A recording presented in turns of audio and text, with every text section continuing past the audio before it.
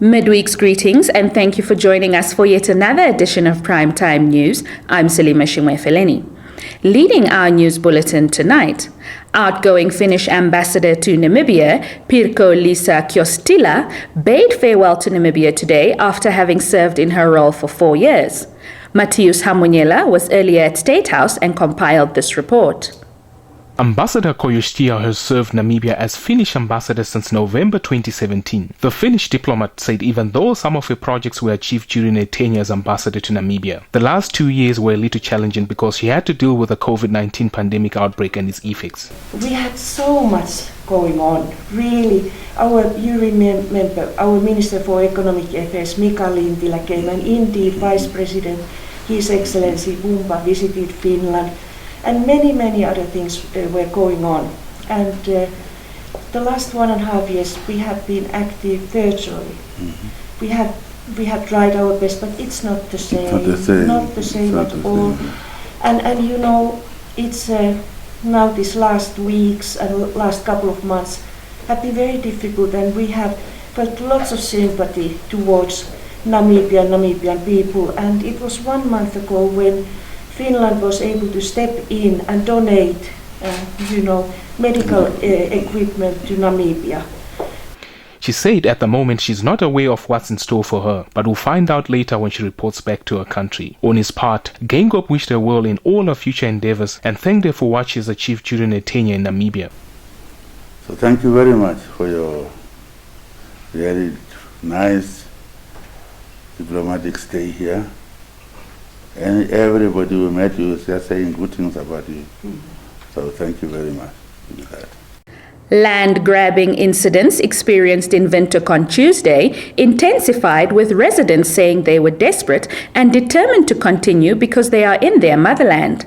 Erasmus Shaliahwe compiled this report. When the Namibian press agency visited the area in Ashomiso on Tuesday, a group of land grabbers had gathered around and blocked Machichi Road while shouting at police officers that they want land and were not going anywhere. They also demanded to talk to Windhoek Mayor Job Amopanda, as he is leading the city council responsible for giving land to the residents. One of the residents, Kaumambaruru, said she has been voting for years with the hope of owning a plot of land in Windhoek one day. Another resident, Johannes Boyce, said during the election campaigns, politicians go to them speaking politely with soft voices, promising everything a human being would want to hear because they want votes and positions. But when it comes to keeping their promises, they are nowhere to be seen and just send the police to threaten their constituents with guns. When approached for comment, City of Windhoek Public Relations and Communications Manager Harold Akwenya said the city council is busy discussing the issue to find a lasting solution, but will also not tolerate lawlessness and will make sure perpetrators are dealt with. And now shifting our attention to the coast, fire victims at Swakopmund's DRC informal settlement are unhappy with the structures erected to house them temporarily by the municipality. Isabel Bento, our Irongo-based journalist, compiled this report. The 24 fire victims from 16 households are currently accommodated at the DRC sports field after their shacks were gutted by a fire last month. In a recent interview with the Namibian press agency, the group spokesperson David Woodrup said the hardboards used to construct the shacks is flimsy and can be easily destroyed by strong winds, fire, cold weather and rain. He also said the shacks measuring 2.5 by 2.5 meters are too small to accommodate families of 3 to 4 people. Approached for comment, Swakopmund Chief Executive Officer Alphonse Benjamin said the shacks are temporary and that the municipality is working on long-term solutions. He said prior to the incident, the municipality had already commenced with the construction of social houses in the DRC informal settlement, adding that the project is still continuing, which means that eventually all the fire victims will receive brick houses. Benjamin noted that each of the 8 victims, in addition to 700 more residents, was allocated an urban of their own with a constructed shack. However, residents in a position to construct a better structure are free to do so. The CEO also said the municipality did not want to cause differences with the structures by having some better structures than the others in the same area, hence the decision to use hardboard. Hara's Governor Aletta Friedrich said 8.6% of the region's population has contracted coronavirus since the first case was recorded in March 2020.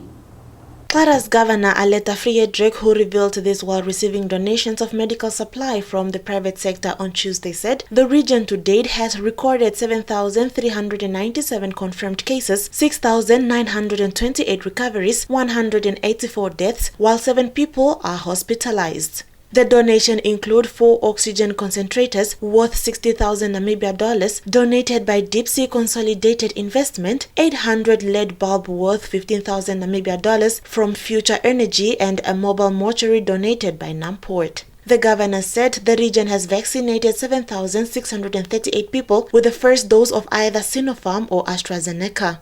Friedrich, while extending a word of appreciation to the 3 entities, called on the inhabitants of the region to continue following the health regulations put in place to curb the spread of COVID-19. Also speaking, Clara's Regional Health Director, Sandra Coases, extended a word of appreciation towards businesses and individuals that have supported health workers in the fight against COVID-19, adding that the support has helped workers to deliver quality service to the community. Josephine Simeon, Nampi News. Stand by for your top roundup.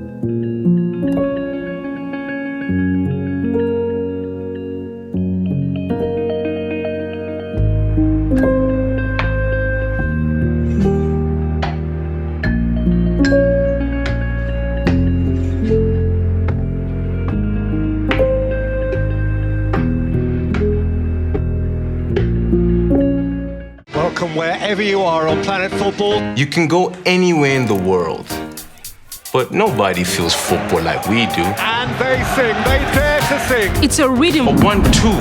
1-2. Football. La football. Soccer. 1-2. That moves us. Salah to settle it. There's no feeling like that feeling.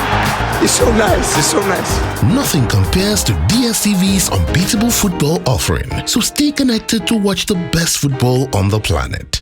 And now a look into the world of business and economics. Lufthansa Group's newest leisure airline, Eurowings Discover, today made its debut in Namibia from Frankfurt, Germany. The Airbus A330-200, which arrived at the Hosea Kutako International Airport, operates 5 weekly connections from Frankfurt to Windhoek, as well as return flights on Mondays, Wednesdays, Fridays, Saturdays, as well as Sundays. Eurowings Discover Chief Executive Officer Wolfgang Rabiger, in a media statement, said the flight marks an important milestone for the new airline, adding that the new airline will take over the route between Germany and Namibia, which has been served successfully over the past years by Lufthansa Group. The fact that Eurowings Discover, by choosing Namibia as one of its first destinations, also considers the country to be economically attractive, I interpret as a vote of confidence in Namibian tourism and in a mutual beneficial relationship in the future. Executive Director in the Ministry of Works and Transport, Esther Kapanda, was quoted in the statement as saying, "The Lufthansa Group continues to be a strategic partner in promoting Namibia as a logistics hub in Southern Africa and a preferred tourist destination in line with national development endeavors. The arrival of Eurowings Discover at our international airport brings renewed hope to revive tourism, generate economic development, business and trade during these challenging times of the COVID-19 pandemic," she concluded.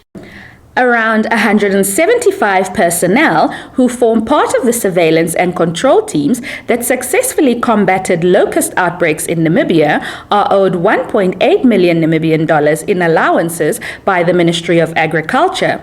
Edward Mumbu Jr. compiled this insert. The team is composed of 59 members of the Namibian Defence Force and 116 officials from the Ministry of Agriculture. The team worked for 40 consecutive days, spraying 1.4 million hectares of land. According to official information, the ministry pays 520 per day in daily subsistence allowance, but due to unfavorable economic conditions, it is unable to honor the normal DSA rates.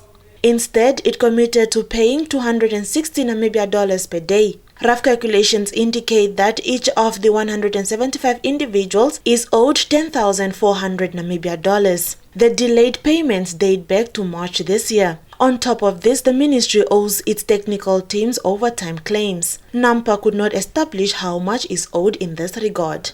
In April, Namibia was struggling to contain the third wave of the African migratory red locust outbreak. At the time, it had destroyed 719,000 hectares of grazing land and 1,207 hectares of crop fields in 10 of the 14 regions. In response to queries by this agency, the ministry said it would effect the payments within 2 weeks. It said the total breakdown will only be available once all claims are verified in 2 weeks. Josephine Simeon, NAMPA News. The business and economics roundup is up next, followed by a trip to the marketplace.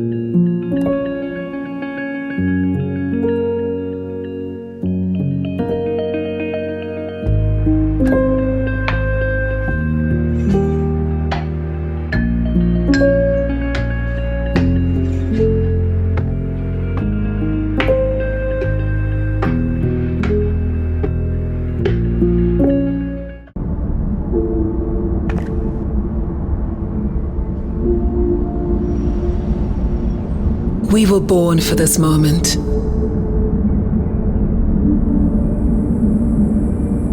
For every rise, every fall, to make the impossible possible.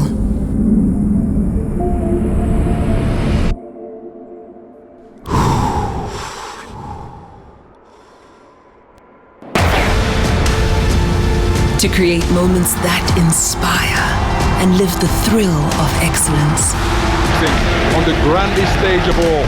Forget the past, for the future awaits. This is that moment we've all been waiting for pride, for country, for you. Brilliant performance that was. The Olympic Games Tokyo 2020. It's go time on GoTV. Love it. And with that, we've come to the end of our top segment. Kindly stand by for your sports update with Joy Gosses. Thank you, Selima. Good evening and welcome to Sport Planet. In our sports news, we commence with athletics news. President Dr. Hage Geingob hosted a dinner at State House on Tuesday for the Namibian team that arrived from the 2020 Tokyo Olympic Games. Our sports journalist Marco Nglovo compiled this report. The dinner was attended by Vice President Nangolo Mbumba and several government ministers, deputies and high-ranking government officials, the athletes and the families of Olympic 200-meter silver medalist Christine Mboma and fellow 200-meter finalist Beatrice Maselingi. Speaking at the dinner, President Hage Geingob paid tribute to the team, saying the athletes represented Namibia well. Geingob said the country is very proud of what they have achieved at the Games, from participating to marching with the flag and competing with other countries. The president had a special mention for Mboma, who won the medal, saying she had overcome tough challenges to finish in the top 2 in her event. The president further praised Hank Botha, who coaches Mboma, for the fatherly role he plays in grooming her and Maselingi. The team, which arrived in Windhoek on the same day, was received by hundreds of Namibians at the Hosea Kutako International Airport, where 200-meter silver medalist Mboma was the main attraction. The team was taken on a parade from the airport to the city center through Independence Avenue all the way to the United Nations Plaza and Soweto Market, where hundreds of people lined in the streets to honor the Olympians. Staying with athletics, Tokyo Olympic Games silver medalist Christine Mboma was on Tuesday appointed as the Sam Nujoma Goodwill Ambassador following her exploits in the women's 200-meter final race. Boma's silver medal in the 200-meter event at the just concluded Summer Olympics in Tokyo has made her the first ever Namibian woman to win an Olympic medal. Founding President Dr. Sam Nujoma, in a statement on Tuesday, stated that given that the Sam Nujoma Foundation has been founded upon the principle of self-reliance and capacity building, throughout the process leading up to the Tokyo 2020 Summer Olympic Games, Namibian athletes have demonstrated a high sense of self-reliance in their abilities, raw talent, and above all patriotism towards their motherland. It is against this background that I, in my capacity as founder of the Sam Nujoma Foundation, appoint Ms. Christine Boma as Goodwill Ambassador of the Sam Nujoma Foundation, Nujoma said. He also praised Boma and fellow 200-meter sprinter Beatrice Masilingi's coach Hank Botha for his leadership in guiding both athletes to victory. Nujoma further congratulated all Namibian athletes for consistently representing the country on the world stage, stating that their performance and tenacity make us proud as Namibians. Your sport roundup is up next.